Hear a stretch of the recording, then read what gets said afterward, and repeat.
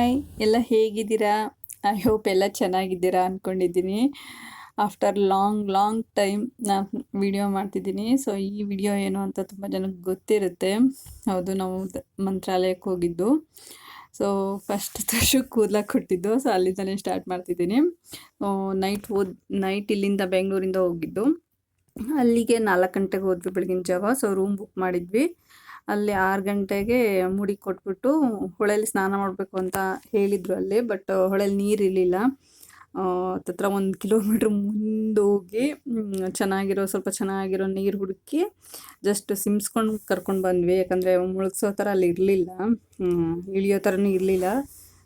Just ಹಂಗೆ ನೀರು ಸಿಮ್ಸ್ಕೊಂಡು ಬಟ್ಟೆ ಚೇಂಜ್ ಮಾಡ್ಕೊಂಡು ತೊಗೊಂಡು ಬಂದ್ವಿ. ಸೊ ರೂಮ್ ಬಂದು ಫ್ರೆಶ್ ಅಪ್ ಆಗಿ ನೆಕ್ಸ್ಟ್ ಹೋಗಿದ್ದು ಮಂತ್ರಾಲಯ ಟೆಂಪಲ್ಗೆ. ಯಪ್ಪ ಗೈಸ್, ಅಂದರೆ ಹೇಳೋಕ್ಕೆ ಆಗಲ್ಲ ಗೈಸ್, ಅಷ್ಟು ಚೆನ್ನಾಗಿದೆ. ಟೆಂಪಲ್ ಒಳಗೆ ಕಾಲಿಡ್ತಿದ್ದಂಗೆ ಒಂಥರ ಹೆಂಗೆ ಅಂದರೆ ಒಂಥರ ಹೇಳೋಕ್ಕೆ ಆಗಲ್ಲ, ಎಲ್ಲಿಗೆ ಬಂದ್ಬಿಟ್ವಿ ನಾವು ಅನ್ನೋ ಥರ ಅನಿಸುತ್ತೆ. ಅಂದರೆ ನೀವು ಬೇರೆ ಟೆಂಪಲ್ ಕಂಪೇರ್ ಮಾಡಿದರೆ ಇಲ್ಲೊಂದು ತುಂಬ ಡಿಫ್ರೆಂಟ್ ಅನಿಸುತ್ತೆ. ಆ ಪೇಂಟಿಂಗ್ಗೆ ತುಂಬ ಲುಕ್ ಅನಿಸೋದು. ಇಷ್ಟು ದಿವಸ TV ಫೋನಲ್ಲಿ ನೋಡ್ತಾ ಇದ್ವಿ. ಸೊ ಇಲ್ಲಿಗೆ ಬಂದ್ಬಿಟ್ವ ನಾವು ಅನ್ನೋ ಥರ ಅನಿಸ್ತಿತ್ತು. ಆ್ಯಕ್ಚುಲಿ ನಾವು ಬಂದ್ವಿ ಅಂತ ನಂಗೆ ಅನಿಸಲ್ಲ ಗೈಸ್, ದೇವರೇ ಕರ್ಕೊಂಡ ಅಂತಲೇ ಅಂದ್ಕೊಳ್ತೀನಿ. ಯಾಕಂತಂದರೆ ನಂಗೆ ಮುಂಚೆ ಈ ಥರ ಎಲ್ಲ ಹೇಳಿದಾಗ ನಂಗೆ ಅಷ್ಟು ನಂಬ್ತಿರ್ಲಿಲ್ಲ. ಬಟ್ ನಮ್ದಾದಾಗೇ ನಾವು ನಂಬೋದು. ಏನೂ ಪ್ಲ್ಯಾನ್ ಇರಲಿಲ್ಲ, ಸಡನ್ನಾಗಿ ಆಯಿತು. ಸೊ ಹೋಗಿದ್ದು.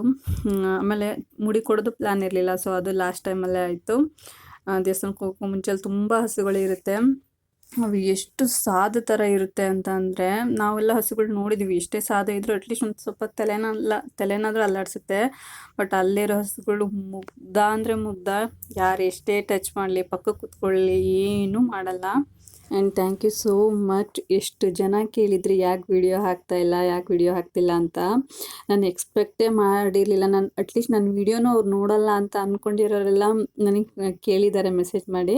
ಬಟ್ ಅದರಲ್ಲಿ ಒಬ್ಬರು ಕೇಳಿದ್ದು, ನಿಮ್ಮ ಹಸ್ಬೆಂಡ್ ಬೇಡ ಅಂದಿದ್ದಾರೆ ಆ ವಿಡಿಯೋ ಮಾಡೋಕ್ಕೆ ಅಂತ. ನಾನೇನಾದರೂ ಮಾಡಿದರೆ ಪಕ್ಕಾ ಬೇಡ ಅಂತಾರೆ. ಬಟ್ ನನ್ನ ವೀಡಿಯೋಸ್ಗಳೇನು ಏನೂ ಆ ಥರ ಕೆಟ್ಟದಾಗಿಲ್ಲ ಗೈಸ್. ಆ್ಯಂಡ್ ಯಾರ್ದು ಮರ್ಯಾದೆ ತೆಗಿಯೋ ಥರನೂ ಇಲ್ಲ, ಆ್ಯಂಡ್ ನನ್ನ ಮರ್ಯಾದೆ ನಾನು ತಗೊಳ್ಳೋ ಥರನೂ ಇಲ್ಲ. ಆ ಥರ ಮಾಡಿದರೆ ಪಕ್ಕಾ ಬೇಡ ಅಂತಾರೆ. ಆ್ಯಂಡ್ ಅವ್ರು ಬೇಡ ಅಂತ ಅಂದರೆ ಅದು ನಾನು ಮಾಡೋದು ಇಲ್ಲ. ನಾವು 9 ಗಂಟೆಗೆಲ್ಲ ದೇವಸ್ಥಾನದಲ್ಲಿ ಇದ್ವಿ. ಬೇಗನೆ ದರ್ಶನ ಆಗೋಯ್ತು ನಮಗೆ. ಸೊ ತಿಂಡಿ ಎಲ್ಲ ತಿನ್ನೋದು ಬೇಡ, ಬೆಳಗ್ಗೆನೇ ಬೇಗ ದರ್ಶನ ಮಾಡ್ಕೊಂಡು ಅದಾದಮೇಲೆ ತಿಂಡಿ ತಿನ್ನೋಣ ಅಂದ್ಕೊಂಡು ಹೋಗಿದ್ದು. ವೀಕ್ ಡೇಸ್ ಜನ ಇರಲ್ಲ, ಆರಾಮಾಗಿ ಹೋಗಿ ಬರ್ಬೋದು ಅಂತ ಅಂದ್ಕೊಂಡಿದ್ವಿ. ಬಟ್ ತುಂಬ ಜನ ಇದ್ದರು. ಬಟ್ ವೀಕೆಂಡ್ ಕಂಪೇರ್ ಮಾಡಿದರೆ ಓಕೆ. ಬಟ್ ವೀಕೆಂಡಲ್ಲೆಲ್ಲ ತುಂಬ ರಶ್ ಇರುತ್ತಂತೆ. ಸೊ ನಾವು ಫಸ್ಟು ಮಾಂಚಲಮ್ಮ ಟೆಂಪಲ್ಗೆ ಹೋಗಬೇಕು. ಸೊ ಅದು ರೂಲ್ಸ್ ಇದೆ, ಅದೇ ಥರನೇ ಮಾಡಬೇಕು ಅಂತ. ಅದೇನಲ್ಲೇ ಡೈರೆಕ್ಟ್ ನಾವು ಹೋಗ್ತಾ ನಮ್ಮ ರೈಟ್ ಸೈಡೇ ಸಿಗುತ್ತೆ. ಸೊ ಜನ ಎಲ್ಲ ಅಲ್ಲಿ ಇರ್ತಾರೆ. ಸೊ ಅಲ್ಲಿ ಮುಗಿಸ್ಕೊಂಡು ಅದಾದಮೇಲೆ ಕ್ಯೂಗೆ ಹೋಗಬೇಕು. ಮಾಂಚಲಮ್ಮ ಅನ್ನೋದು ಅಲ್ಲಿ ಆ ಊರು ಗ್ರಾಮ ದೇವತೆ. ಸೊ ರಾಯರಿಗೆ ಜಾಗ ಕೊಟ್ಟಿದ್ದಾರೆ. ಫಸ್ಟು ಅವ್ರ ದರ್ಶನ ಮಾಡಿಕೊಂಡೆ ನನ್ನ ದರ್ಶನಕ್ಕೆ ಬರಬೇಕು ಅಂತ ಏನೋ ಇದೆ ಅಂತೆ. ಸೊ ಅಲ್ಲಿಗೆ ನಾವು ಫಸ್ಟ್ ಹೋಗಿದ್ದು. ಅದಾದಮೇಲೆ ಕ್ಯೂಗೆ ಹೋಗಬೇಕು. ಕ್ಯೂ ಯಾವ ಥರ ಸಿಸ್ಟಮ್ ಮಾಡಿದ್ದಾರೆ ಅಂದರೆ, ಫುಲ್ ದೇವಸ್ಥಾನ ಒಂದು ರೌಂಡ್ ಸುತ್ತರಿಬೇಕು ಅನ್ನೋ ಥರ ಆ ಥರನೇ ಇದು ಮಾಡಿದ್ದಾರೆ. ಸೊ ಒಳಗೆಲ್ಲ ದರ್ಶನ ಚೆನ್ನಾಗಾಯಿತು. ಅಂದರೆ ಹೆಂಗೆ ಖುಷಿಯಾಗೋಯ್ತು ಗೊತ್ತಾ ಗೈಸ್. ನೀವು ಫೋನಲ್ಲಿ ಅಥವಾ ಟಿ ವಿಲಿ ನೋಡೋದಕ್ಕೂ ಎದುರಿಗ ದೇವ್ರು ನೋಡೋದಕ್ಕೂ ತುಂಬಾ ಚೆನ್ನಾಗಿರುತ್ತೆ. ಆ್ಯಕ್ಚುಲಿ ಲೈಟಿಂಗ್ಸ್ ಎಲ್ಲ ಹಾಕಿರ್ತಾರೆ, ಎಲ್ಲ ಡೀಟೈಲಿಂಗ್ ಆಗಿ ನೋಡ್ಬೋದು ದೇವ್ರನ್ನ. ಅಂದರೆ ನಮ್ಮ ದೇವ್ರುಗಳ್ನೆಲ್ಲ ಆಲ್ಮೋಸ್ಟ್ ಅಲ್ಲಿ ದೀಪದಲ್ಲಿ ಇಟ್ಟಿರ್ತಾರಲ್ಲ, ಸೊ ನಮಗೆ ಸರಿ ಕಾಣಲ್ಲ. ಬಟ್ ಅಲ್ಲಿ ಆ ಥರ ಇರಲಿಲ್ಲ, ಚೆನ್ನಾಗಿತ್ತು. ನಿಂಗೆ ಕಾಣಿಸ್ಲಿಲ್ಲ ಅದು, ಅವನು ಫೋಟೋದಲ್ಲಿ ಇರೋ ಥರ ಆರೆಂಜ್ ಕಲರ್ ಇಲ್ಲ ಅಂತ ಅಲ್ಲ, ಅಲ್ಲಿ ಗೋಲ್ಡ್ ಕಲರ್ ಇತ್ತಲ್ಲ, ಅದೇ ಅಜಯ. ಮತ್ತೆ ಯಾವ ಥರ ಬೇಕು ನಿಂಗೆ? ಹಾಂ, ಅಲ್ಲಿ ತೋರ್ಸೋಣ, ಇರು ಮತ್ತೊಂದು ತೋರ್ಸೋಣ. ನೋಡಿದೀವಿ. ದೊಡ್ಡ ಬೇಕಾ ಅವನು? ಅದು ಫೋಟೋದಲ್ಲಿ ಕಾಣೋ ಥರ ಬೇಕಾ? ಮೆಡಿಟೇಷನ್ ಮಾಡ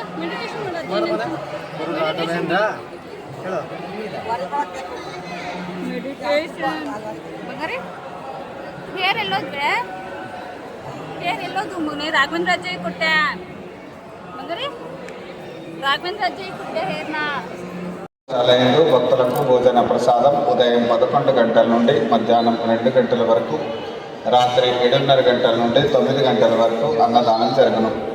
అన్నదాన వితరణ సమయమునందు పరిమళ ప్రసాదం విభాగం నందు వాలంటీర్లుగా సేవ చేయడానికి ఆసక్తి ఉన్నటువంటి భక్తులు ನಮ್ಮದು 9:45ಗೆಲ್ಲ ದರ್ಶನನೇ ಆಗೋಗಿತ್ತು.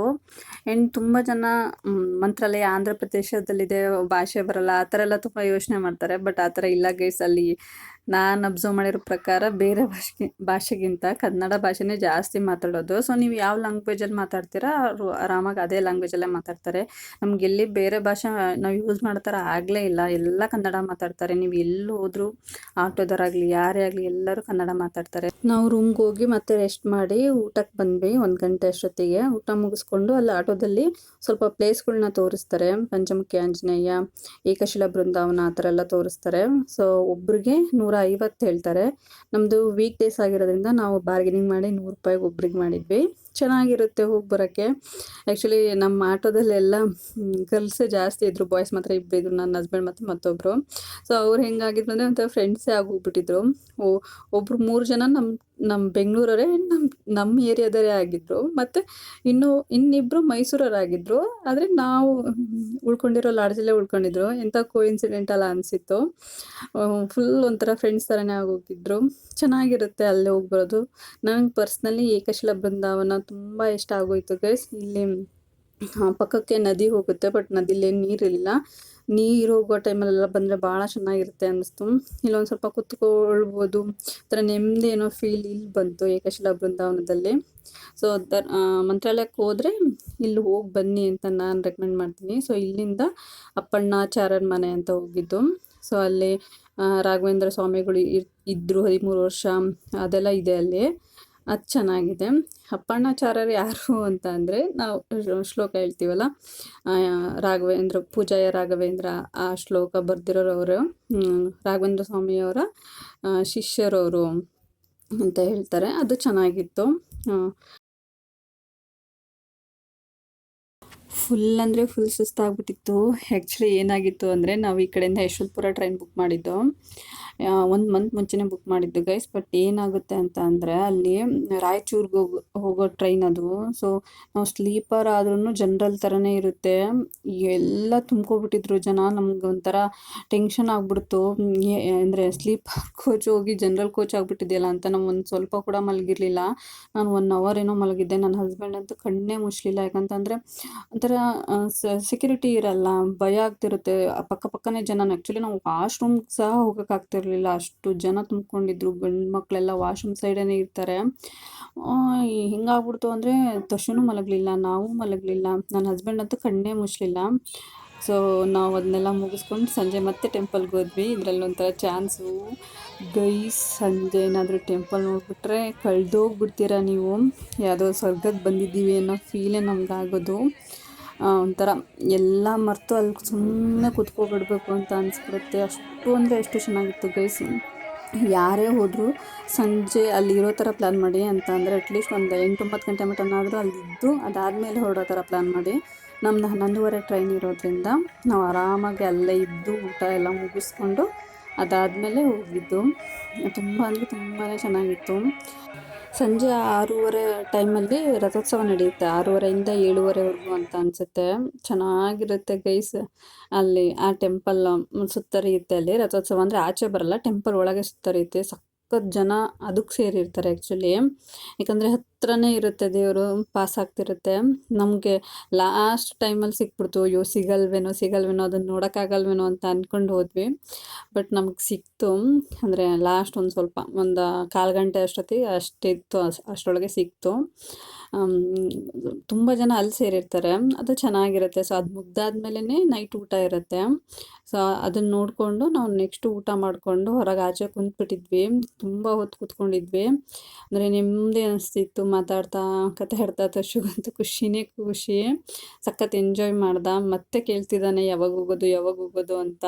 ಮನೆಯಲ್ಲಿ ದೇವ್ರಿಗೆ ಹೇರ್ ಕೊಡಬೇಕು ಅಂದರೆ ಇಲ್ಲ ಕೊಡಲ್ಲ ಅಂತಿದ್ದ. ಆ್ಯಂಡ್ ದೇವ್ರ ಫೋಟೋ ತೋರಿಸಿ ನೋಡಿ ಅಜಯ್ಗೆ ಹೇರ್ ಇದೆಯಲ್ಲ ನಾನೇನು ಕೊಡಲಿ ಅಂತ ಹೇಳ್ತಾ ಇದ್ದ. ಆ್ಯಂಡ್ ರಾಘವೇಂದ್ರ ಸ್ವಾಮಿ ಫೋಟೋ ತೋರಿಸಿ ನೋಡು ಅಜ್ಜಂಗೆ ಹೇರೇ ಇಲ್ಲ, ನೀನು ಕೊಡಬೇಕು ಅಂದಿದ್ದಕ್ಕೆ ಎಷ್ಟು ಖುಷಿಯಿಂದ ಒಪ್ಕೊಂಡಾಗುತ್ತಾ ಗೈಸ್. ಆ ಇನ್ನೋಸೆನ್ಸ್ ಹೇಳೋಕ್ಕೆ ಆಗಲ್ಲ. ಓಕೆ ಅಮ್ಮ ಕೊಡ್ತೀನಿ, ಅಜ್ಜಂಗೆ ಹೇರಿಲ್ಲ ಅಲ್ಲ, ಸರಿ ನಾನು ಕೊಡ್ತೀನಿ ಅಂತ ಅಂದರೆ ಎಷ್ಟು ಖುಷಿಯಿಂದ ಕೊಟ್ಟ. ಆ್ಯಂಡ್ ತುಂಬ ಅಳ್ಳೂ ಇಲ್ಲ. ಓಕೆ, ನಿಮ್ಗೆ ಈ ವಿಡಿಯೋ ಇಷ್ಟ ಆಗಿದೆ ಅಂದ್ಕೊಂಡಿದ್ದೀನಿ. ನೆಕ್ಸ್ಟ್ ಮತ್ತೊಂದು ವಿಡಿಯೋ ಜೊತೆ ಸಿಗ್ತೀನಿ. ಅಲ್ಲಿವರೆಗೂ ಬಾಯ್.